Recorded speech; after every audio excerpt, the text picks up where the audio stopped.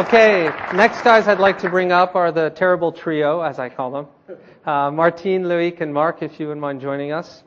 I will let you guys talk about yourselves first, and then we'll go into Q&A. But what's interesting is, actually, we'll start with you, Martine. So you've actually created how many? 4 companies at this point? 8, but 4 in technology. 4 in technology.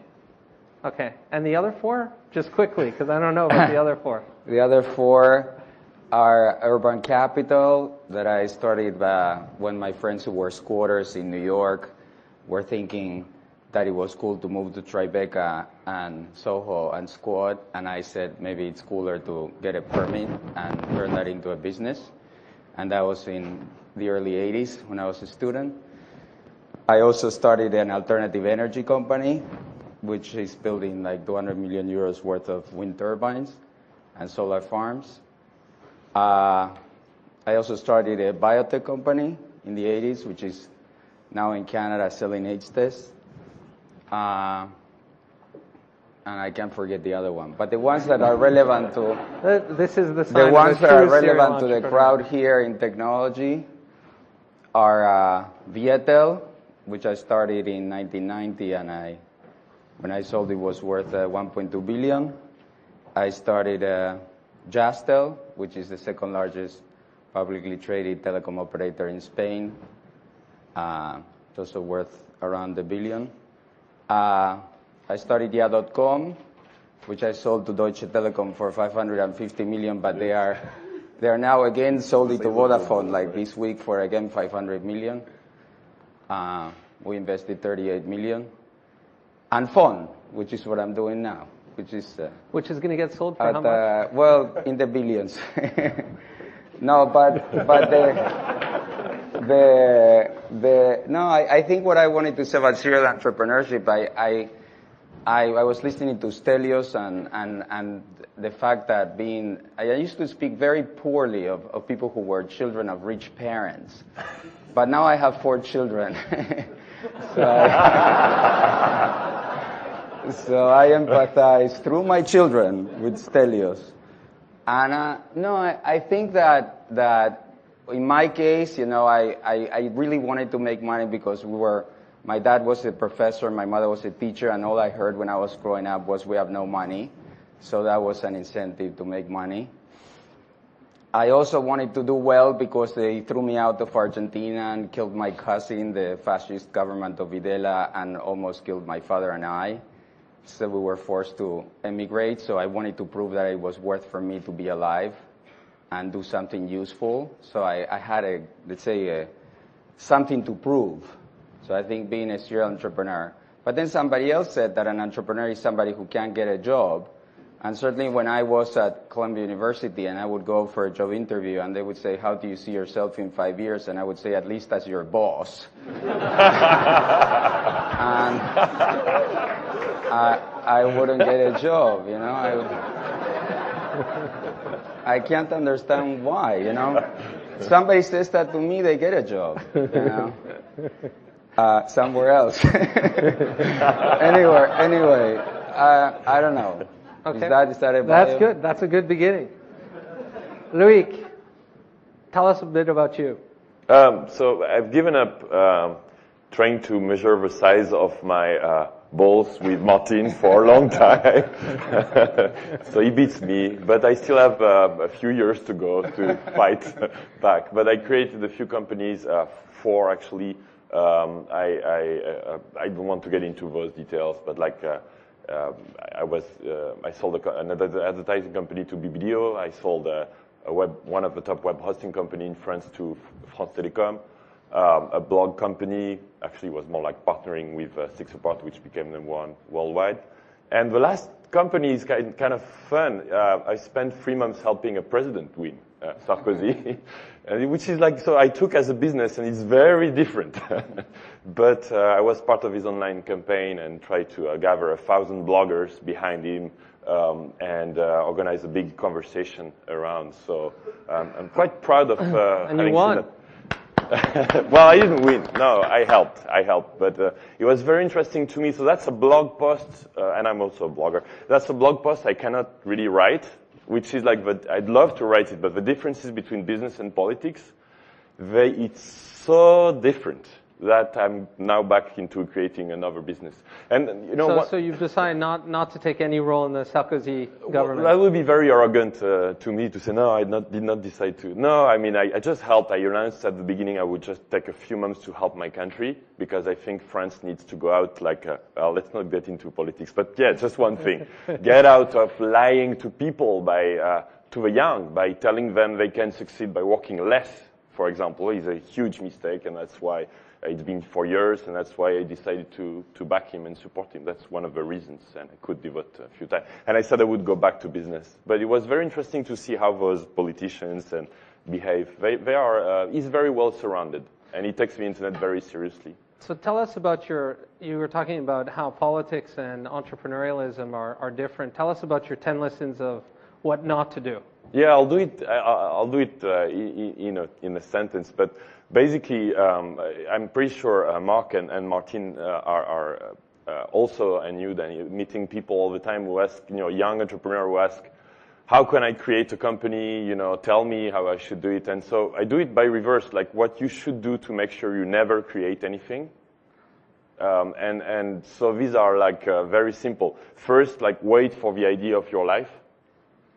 You can wait forever, right? It's like, it's not happening this way. And Niklas said it doesn't happen that way. You cannot, it's like dream about a revolutionary idea and wait. People wait all their lives. So it's just start doing things. It's only execution that matters. I guess you can take any domain, and Stelios has proven it with businesses where everything was done or looked to be done. So that's the first one. The second one, very strong, is don't share your idea.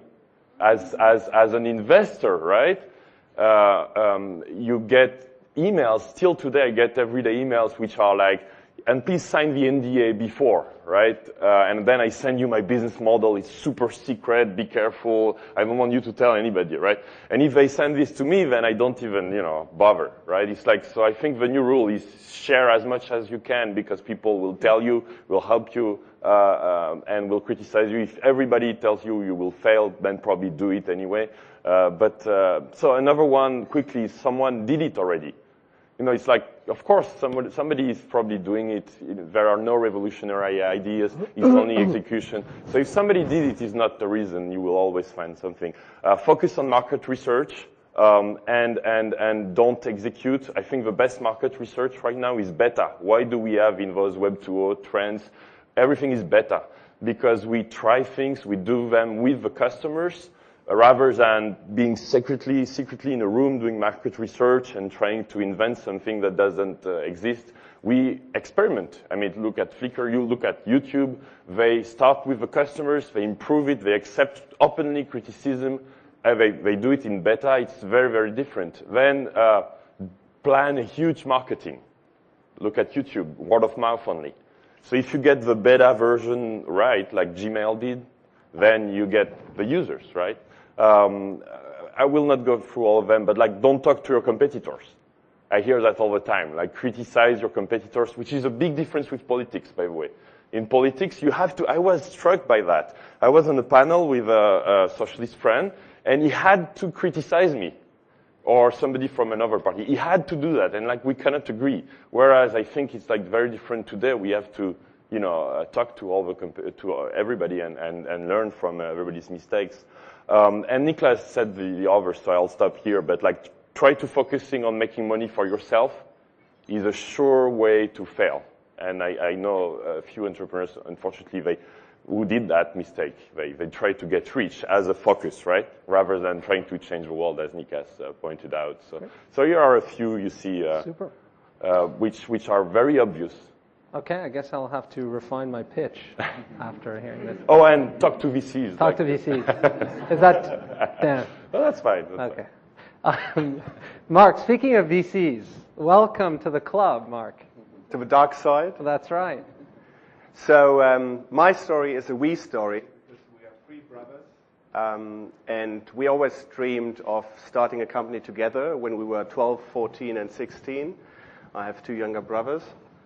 And our problem was that we wanted first to be an entrepreneur and then had to find an idea and a product on which we could start our company. So it was in 98 when we all were ready right out after university.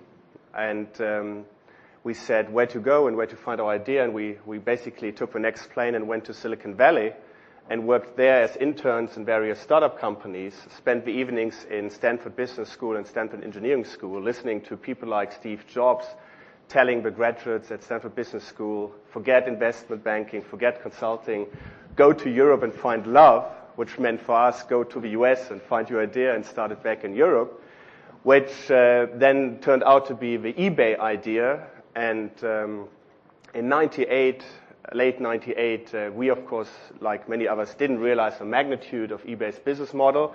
They just had gone IPO, but it was one of many, many ideas the Valley talked about.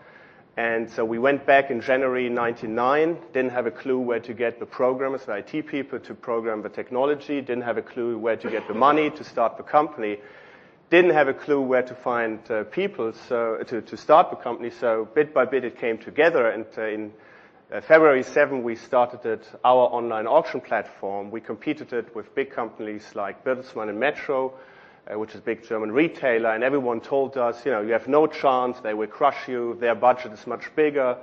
And we said, well, we just go for it. If we don't manage to succeed, we will close it down in 6 months. We try to not lose too much money, but we give it a shot. What can we lose? We have good education, so probably we'll get a proper job afterwards, and we just tried. So we went for it. We became market leader within 3 months because we sold our own toys.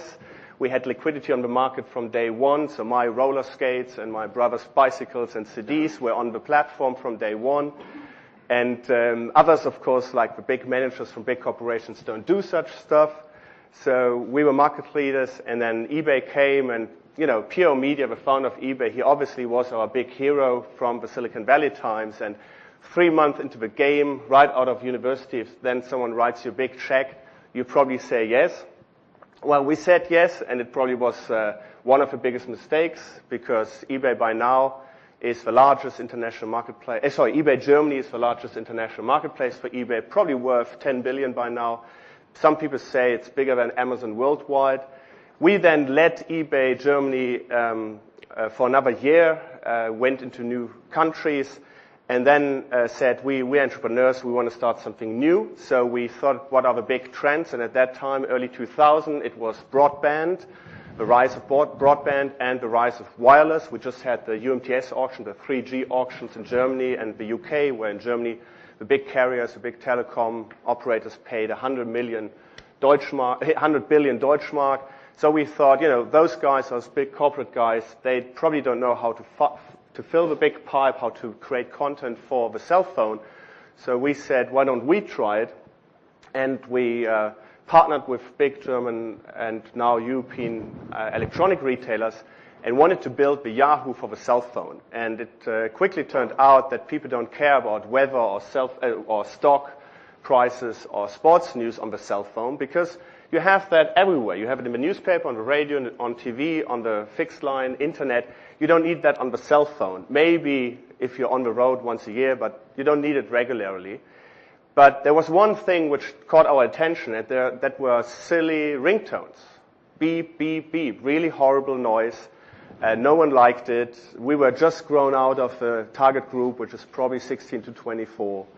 And there were also these gray and green pictures. No one could really recognize what it meant. Is it a face or is it a character? And we said, well, people are willing to pay money for this kind of little entertainment, and it only works on cell phones. It doesn't work on a PC. It doesn't work on a TV. So we focused on this because we had the vision, and vision is probably too big a word, but we kind of saw that eventually it would turn into a real music file, and it would be the real MP3 or even MP4 quality, and it would be, with the pictures, it would be high-resolution colored screens. So for us, it was kind of obvious that down the road there would be more high-quality entertainment. And so we said, let's go for it. And Then we had this big discussions with the music labels, and you all know they are greedy, so they wanted the second you tell them that you make money with their stuff, they want basically all of it, and you probably have to pay on top of it. So we always said, we're not making a lot of money, we're not profitable, we're still building the business. So they gave us okay rates. But we then thought, why not try, since we lived in Berlin, and Berlin is probably one of the creative cities in Europe right now because there's cheap living space and many artists come to to Berlin. We said, why not try to create our own ringtones?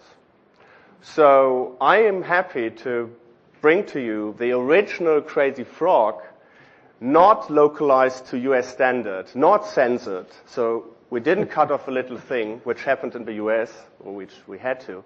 And please show them the movie in case someone has forgotten how it looks like. What's going on?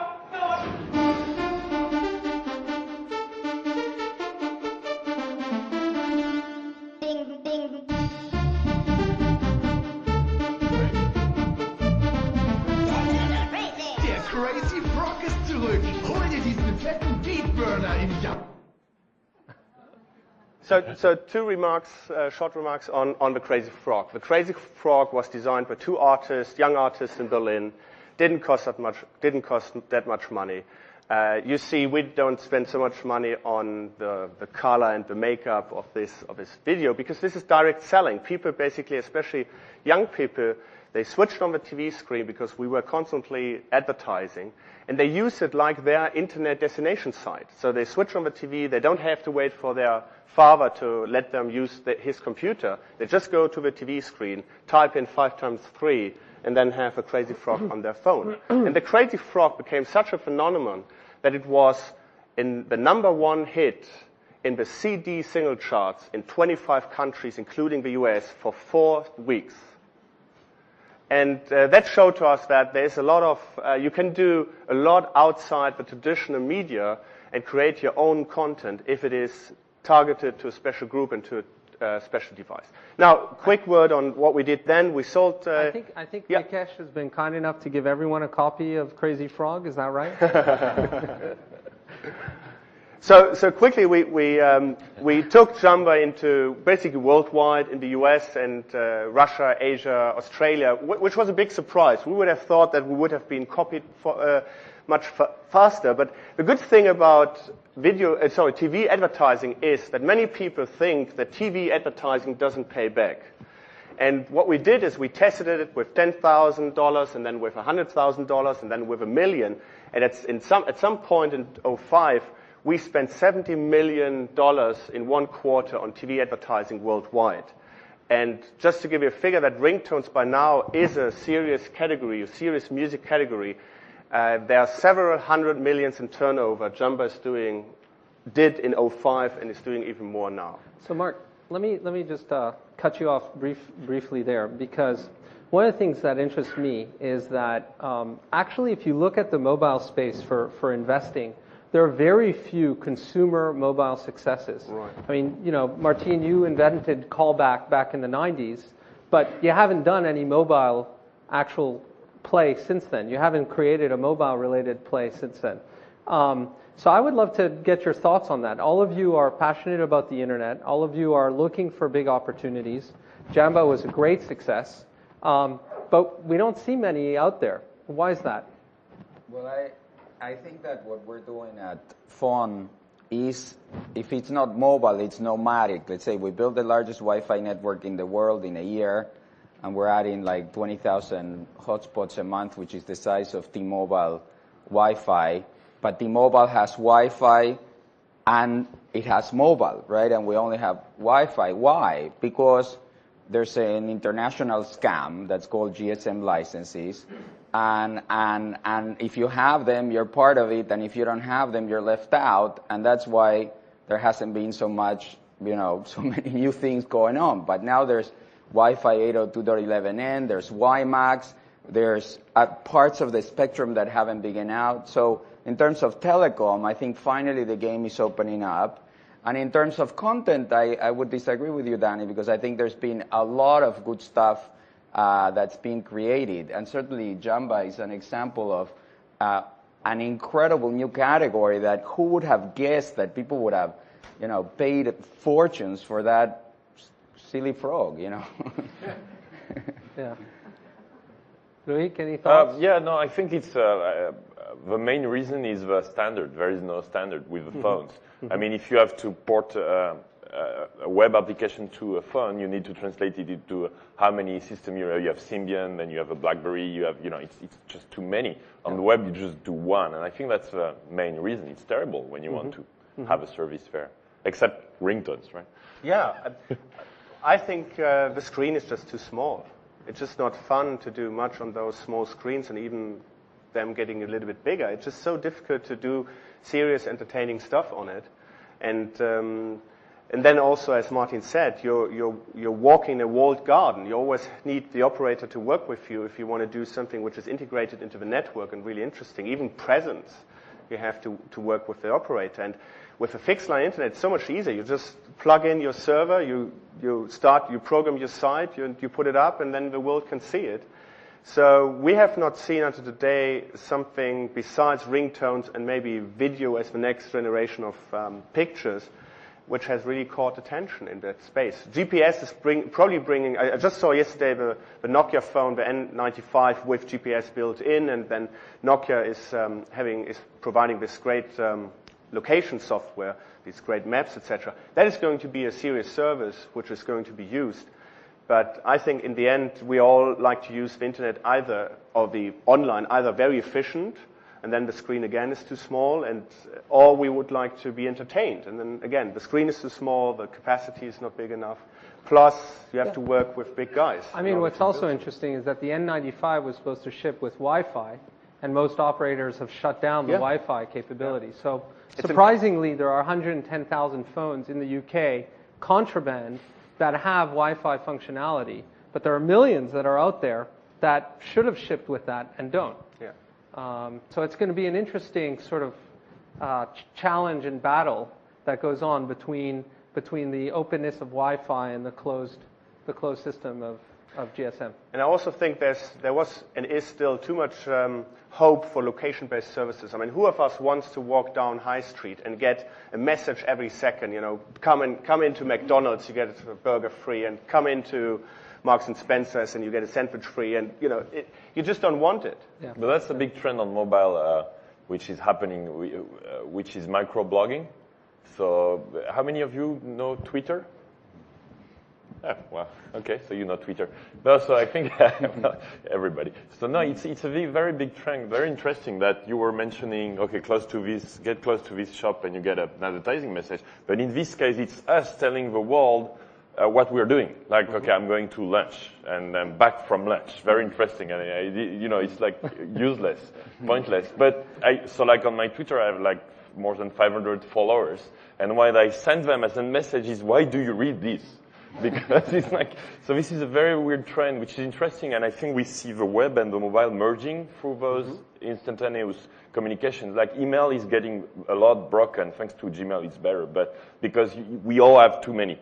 So here it's like, grab me now or never, right? Yeah. So it's a very interesting trend, which I think are making the both converging.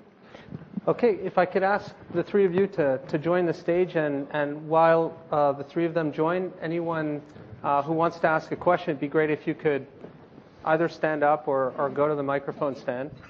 There's a question right here. So, especially with Danny here on stage, what is the role of the VC? How important has it been for you to pick the right one or wrong one, and how much time should serial entrepreneurs spend on that? Now we're moderating you. I'll volunteer this. I think maybe I'm the one who's raised the most money from the most diverse group of VCs, APAC's advent since like the early 90s. And Dan is one of a kind. I'd like to say that. He's very good. But I'll explain. No. It's the real one. It's the real one. I don't bullshit. The GSM operators are a scam, and he's the right thing. But I'll say why. And it's not just that. There's a group of VCs like that, very few, but there are. There's some who say, okay, sort of the panspermia theory of life. You know, you throw your sperm everywhere, and somewhere life may spring. You know, and I've had previous VCs who endorse the panspermia theory of life. I say this because I don't know if Mark Shuttleworth is here, but he reminded me of that theory yesterday. I thought it was very interesting, not applied to VCs though.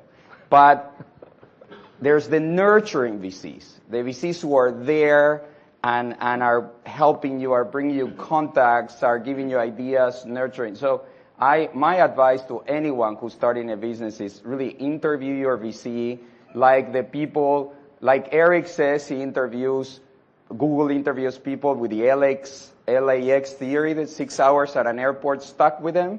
Okay, think if you're 6 hours at an airport stuck with your VC, could you survive? Would you hate him? I think that's applicable. I'm very good at collecting coffee, getting you Jamba Juice in the LAX. That's the value add. You guys, if you I think the most important point, give color. That is why VCs still are interesting and matter to serial entrepreneurs, because I mean, let's face it, we all have been there, we've done it, we know what the challenges are, we could do it alone, we don't need a helping hand, which is certainly different when you do it the first time. Why serial entrepreneurs still need very good VCs like you, Danny. And there are very few in Europe, and there are actually also very few in the US, if you're honest. You just must make sure that he really understands your business and that he really is a sparing partner. And that is the original idea of a VC, because all the VC's money is green, okay? Everyone has money nowadays, and it's not about who gives you the most money. It's really who you can talk with about your business and who really helps you. Because as an entrepreneur, you're alone. I have the luck to have 2 brothers. Nicholas has the luck to have Janice. But if you're alone, even if you're 2 or 3 people, and you must make serious decisions and important decisions with basically no information at all, whether to go right or left. And if you then have a serious sparring partner who has seen many other businesses, in that kind of with that kind of important decisions, then it's great. That is exactly the guy you need, because there's no one else who can help you. Of course, you have friends, and of course, today I could call Martin and Loic and Nicholas and ask, but they probably will say, no, I have my own stuff, leave me alone. But if he is invested in my business, he is interested, and if then he's good, he probably will help me. Yeah. Can I ask you a question? I mean, how do you deal with the problem that most money are now chasing buyouts rather than early stage investments? I mean, the asset class is shifting. It's away from early stage investments into buying boots and buying TDC and that sort of size of deal. I'm very thankful of that. I'm very thankful. So you're one of a shrinking. Yeah. We have minute funds of 300 million euros to put to work, which really in relative terms, especially in Europe, is very small. So what it means is that thankfully, and this has been sort of the idea of Index, but of a number of other firms, that the level of innovation that goes on in Europe is totally disconnected with the amount of venture capital that actually is injected to back entrepreneurs. So in relative terms to the US, for instance, where $25 billion is put to work in venture-backed companies every year, it's less than $4 billion in Europe. When did you raise your fund? Could you raise it again? That's my question. In other words. Yeah, I mean, I hope so. Weeks, right? Yeah, no, the last one took 3 weeks, and actually When was it was in April. Okay. Or March. Okay, so it's still open. And actually the notion that we kept was, let's keep it small, let's stick to our knitting and continue doing what we're doing. But it is going to be very interesting to see what happens, not only on the private equity side, but actually, probably the majority of you are tending to make a number of investments on your own and acting as angels/VCs. In the case of Marc, it's very, very obvious that he and his brothers are doing that. But you're competing, right? But one thing I wanted to say is that Google said yesterday publicly to all of us that close to half of the profits they make come from Europe, which means that we make the Silicon Valley companies so wealthy and successful, we are responsible for half of their market cap. I think it's time we fund our own companies, and some of that market cap stays in Europe. I agree with that. Here. So, any other question in the audience? Please.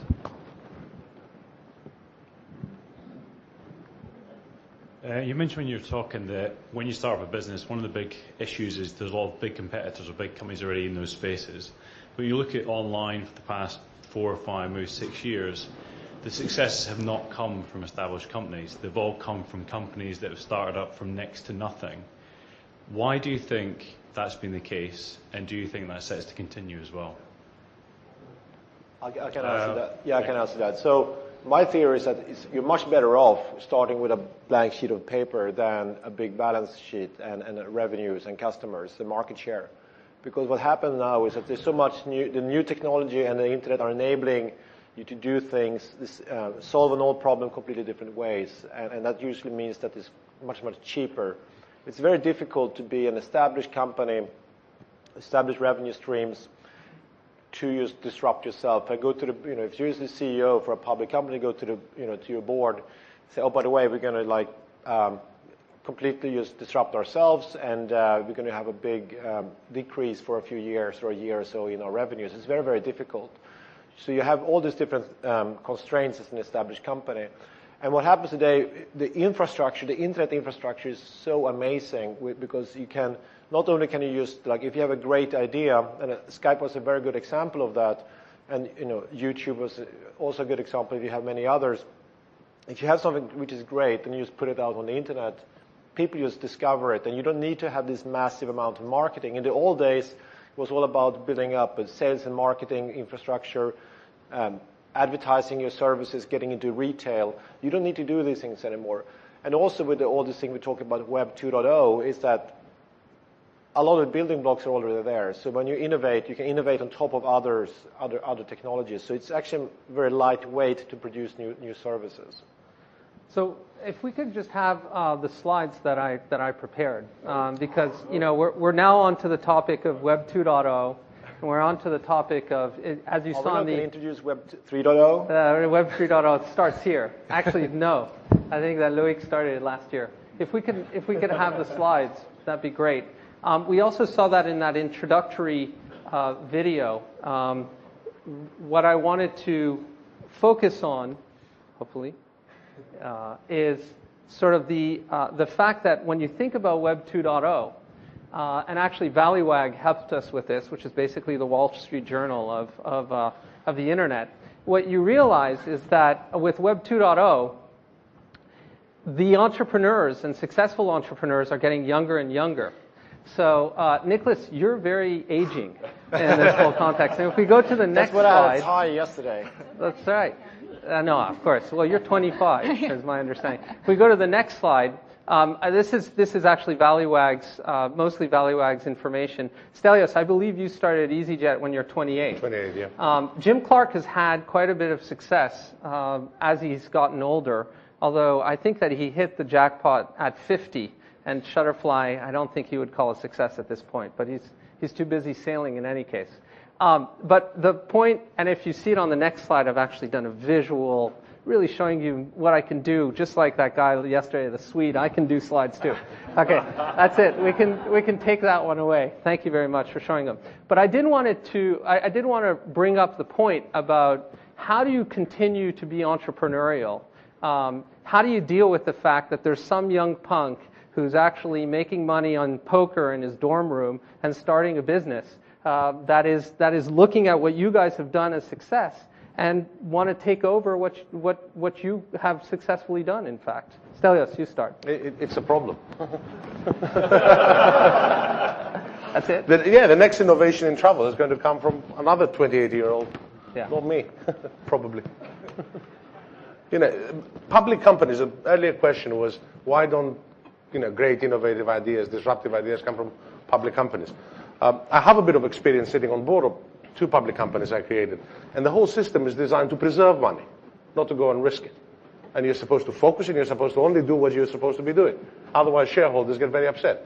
And it's only during bubble years that you're allowed to go out and diversify. And, exceptionally, companies are allowed to invest in an adjacent sector. And sometimes, we get catastrophic results as well. Enron. So at the end of the day, I think it is the next 28-year-old that's going to come up with the next idea because, we can't afford the time and, we have to preserve what we have. It's jungle, isn't it? It is a survival. I think that we're all too used to this new starting up businesses every 10 seconds. And if you think about some of our favorite brands in the world, like Coca-Cola, or what we were talking about yesterday in the advertising space, do not forget the power of your brand and the relationship with your customer.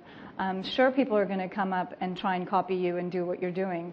But if you focus on that end user and on what you're good at and what the relationship you have with your users, as long as you're converting them to come back yet time and again, and for them to tell their friends to come back, you can build a long-term brand. I don't think that we should be thinking in such short-term basis.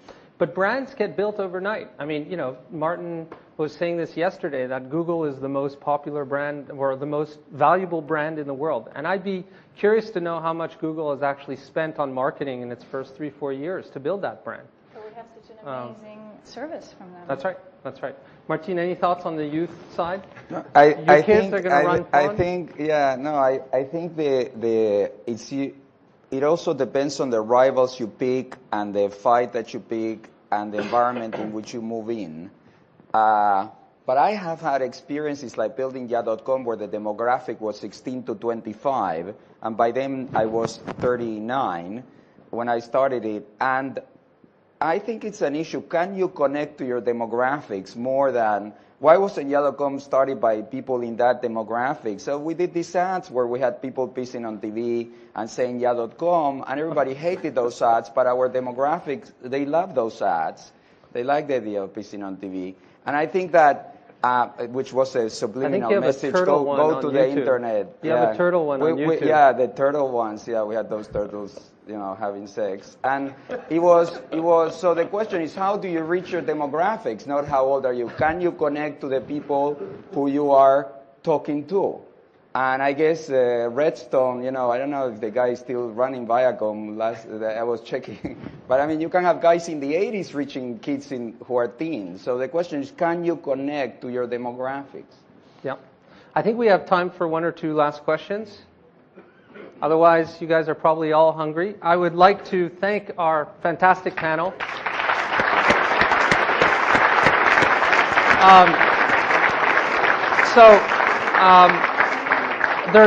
There's an hour break where you're supposed to catch lunch, and we start promptly after an hour, so I guess 2:15, with Jonathan Citrain's panel, which is all about digital youth culture, which should be fascinating, in fact. Thank you.